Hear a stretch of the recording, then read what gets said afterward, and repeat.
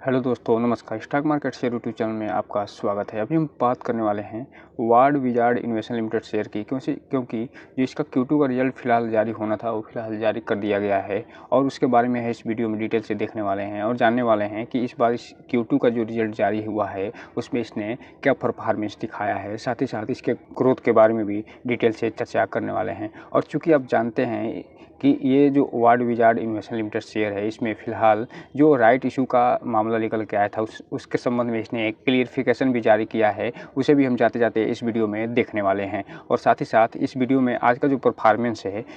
जो कल रिजल्ट आया था उसका क्या प्रभाव आज के मार्केट पे दिखा है, उसके बारे में भी हम इस वीडियो में देखने वाले हैं। तो चलिए दोस्तों, बिना किसी देरी के वीडियो शुरू करते हैं। तो दोस्तों, आप यहाँ पर देख रहे हैं जो रिजल्ट आया है वो फिलहाल 7 नवंबर को आया है और इसमें चूँकि स्टैंड अलोन और कंसोलिडेटेड रिजल्ट दोनों को दिया गया है, तो इसमें हम कंसोलिडेटेड रिजल्ट के बजाय हम इसमें स्टैंड अलोन के रिजल्ट को देखने वाले हैं, क्योंकि कंसोलिडेटेड जो रिजल्ट दिया गया है वो फिलहाल अधूरा दिया गया है और सिर्फ पिछले क्वार्टर यानी जून 2023 का रिजल्ट इसमें दिया गया है और साथ ही साथ इस क्वार्टर यानी सितंबर 2023 का रिजल्ट दिया गया है, जबकि पिछले सेम क्वार्टर था 2022 सितंबर का इसमें रिजल्ट नहीं दिया गया है। तो इसलिए हम इसमें जो रिजल्ट देखने वाले हैं वो स्टैंड अलोन रिजल्ट देखने वाले हैं। दोस्तों, आप यहाँ पे देख रहे हैं जो रिजल्ट फिलहाल आया है वो स्टैंड अलोन रिजल्ट है और इसमें ये जो सेगमेंट आप देख रहे हैं ये सितंबर का क्वार्टर जो बीता है Q2 उसका ये इसमें सारे डेटा दिए गए हैं और ये जो सेगमेंट दिखाया गया है जून क्वार्टर का सेगमेंट है, पिछले क्वार्टर का 2023 का, उसका संबंधी सारे डेटा इसमें दिए गए हैं और ये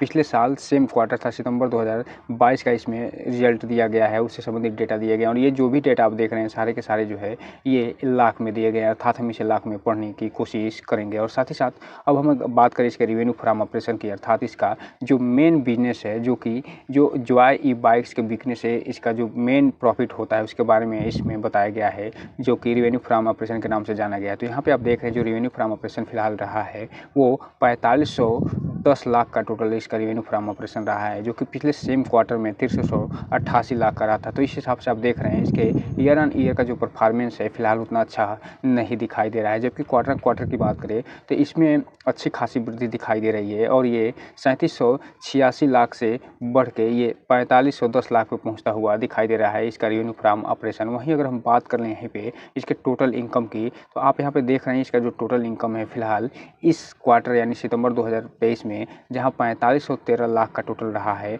वहीं पिछले सेम क्वार्टर में ये लगभग 64 लाख के आसपास इसका टोटल इनकम रहा था। तो इस हिसाब से आप देख रहे हैं इसके ईयर ऑन ईयर का जो टोटल इनकम है उसमें अच्छी खासी गिरावट देखी जा रही है, लगभग 1500 लाख का। वहीं दूसरी तरफ जून क्वार्टर की अगर हम बात करें तो जून क्वार्टर 2023 में जहां 3789 लाख का टोटल इसका इनकम रहा था, वहीं दूसरी तरफ इसका जो इस क्वार्टर में इनकम बढ़ के 4513 लाख के आसपास पहुंच गया है। तो कुल मिलाकर अगर हम बात करें तो इस यहाँ पे आप देख रहे हैं कि इसका जो ईयर ऑन ईयर बेस पे परफॉर्मेंस तो ठीक ठाक नहीं दिखाई दे रहा है, लेकिन क्वार्टर बेस पे ठीक ठाक इसने परफॉर्मेंस दिखाया है। हम अगर बात करें इसके एक्सपेंस की, टोटल एक्सपेंस की, तो यहाँ पे आप देख रहे हैं इसका जो फिलहाल टोटल एक्सपेंस यहाँ पर दिखाई दे रहा है वो एक तरफ जहाँ सितंबर 2023 में ये 4185 लाख का टोटल एक्सपेंस रहा है, वहीं दूसरी तरफ पिछले साल सेम क्वार्टर अर्थात सितंबर 2022 में ये 6059 लाख का टोटल एक्सपेंस रहा था। तो और वहीं अगर हम बात करें इसके जून क्वार्टर से की, तो यहाँ पे आप देख रहे हैं जून क्वार्टर में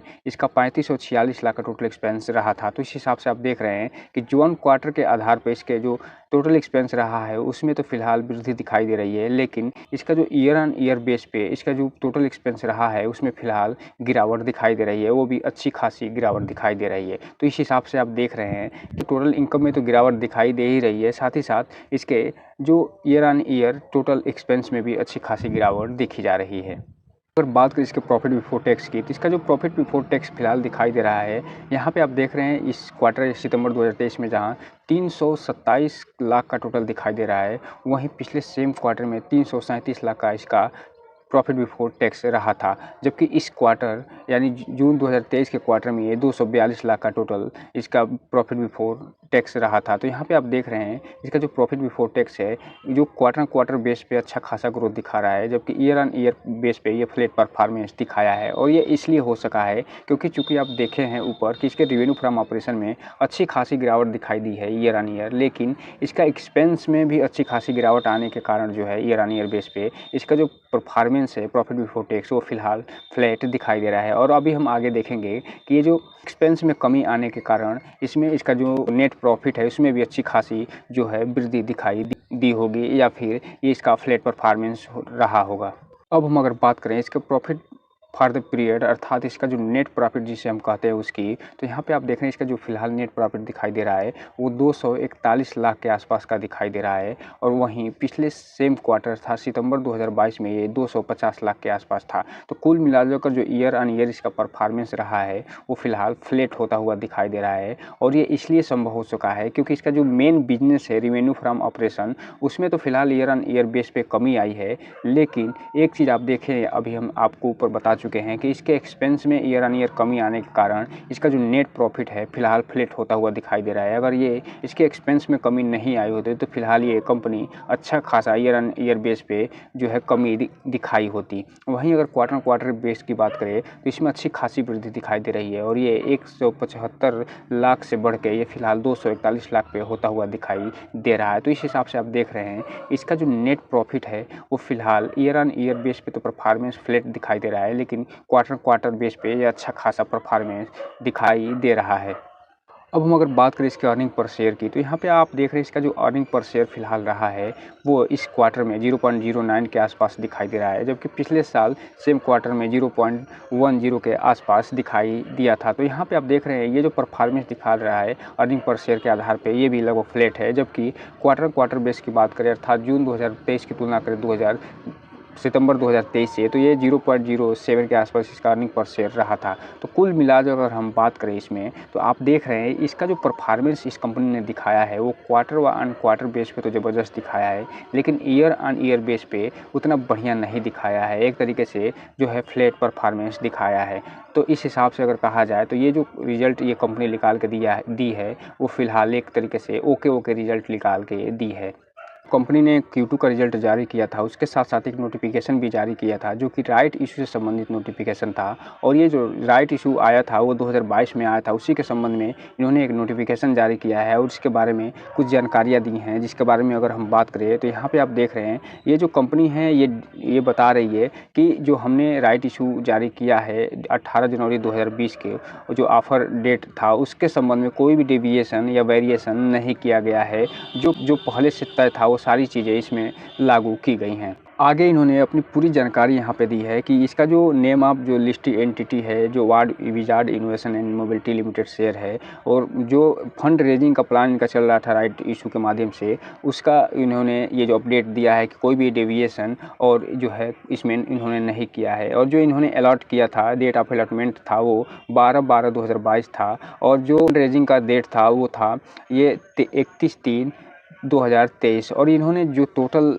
अमाउंट रेज किया था वो किया था लगभग 100 करोड़ के आसपास। वहीं ये जो 30 मार्च 2023 को इन्होंने फंड रेजिंग के माध्यम से जो राइट इशू के माध्यम से इन्होंने फंड रेजिंग किया था वो लगभग एक तरीके से कहा जाए 74 से 75 करोड़ का इन्होंने फंड रेजिंग किया था। तो इस हिसाब से आप देख रहे हैं कि 170 से 75 करोड़ का इन्होंने फंड रेजिंग किया हुआ है। जो पहला फंड रेजिंग इन्होंने किया है वो दिसंबर 2022 में किया था और उसके बाद जो है मार्च 2023 में इन्होंने किया था। उसी के बारे में पूरा डिटेल से जानकारी दिए हुए हैं कि इसमें कोई भी डेविएशन या वेरिएशन नहीं किया गया है, जैसे पहले तय था उसी के माध्यम से इसको आगे बढ़ाया गया है। अब हम अगर बात करें कि जो ये इस कंपनी ने Q2 का रिजल्ट जारी हुआ है वो क्या मार्केट को पसंद आया है कि नहीं, तो यहाँ पे आप देख रहे हैं जो ward wizard innovation and mobility limited share है उसका आज का फिलहाल अपडेट दिखाई दे रहा है कि इसमें लगभग 4% की गिरावट देखी जा रही है और ये फिलहाल 51 रुपये के आसपास ट्रेड कर रहा है 8 नवंबर को। तो इस हिसाब से आप देख रहे हैं कि ये जो Q2 का रिजल्ट इन्होंने जारी किया है वो फिलहाल मार्केट को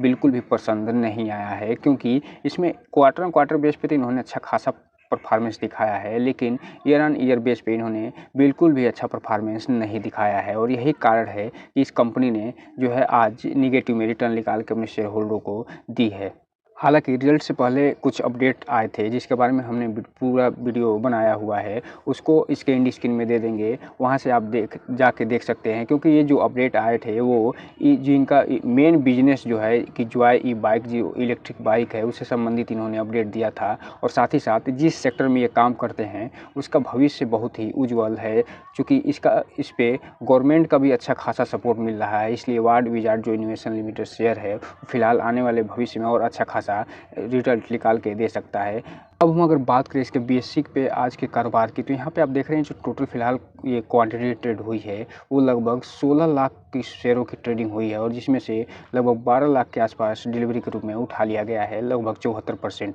तो इस हिसाब से आप देख रहे हैं कि इसमें कंपनी का रिजल्ट भले ही उतना बढ़िया नहीं आया हो, लेकिन इस पे इन्वेस्टरों का भरोसा अभी भी फिलहाल कायम होता हुआ दिखाई दे रहा है। और एक चीज़ आपको कहना चाहेंगे, अगर इस वीडियो से संबंधित आपको फंडामेंटल एनालिसिस चाहिए तो आप जो है इसके कमेंट बॉक्स में जाके सिर्फ एस लिख के आप कमेंट कर सकते हैं। उसके बाद आपको ये इसके फंडामेंटल एनालिसिस संबंधित वीडियो प्रोवाइड कर दी जाएगी। तो दोस्तों ये रहा आज का वीडियो। चैनल को लाइक कर सब्सक्राइब करें और बेल आइकन हिट करना तो बिल्कुल न भूलें, ताकि नए वीडियो के जो अपडेट्स है आपको ऐसे ही समय समय पे मिलते रहे। जय हिंद दोस्तों।